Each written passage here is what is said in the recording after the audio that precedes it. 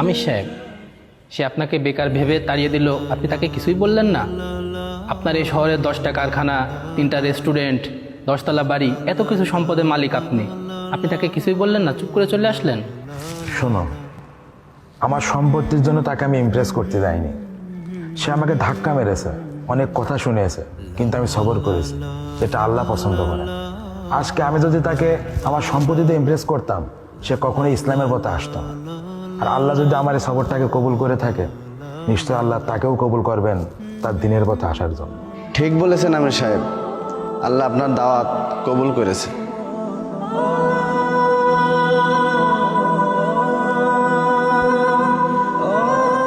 আমির সাহেব, আমি আপনাকে ধাক্কা মেরেছি, অনেকগুলো কথা শুনিয়েছি, যেটা আমার মোটেও উচিত হয়নি। আমি এর জন্য অনেক অনুতপ্ত।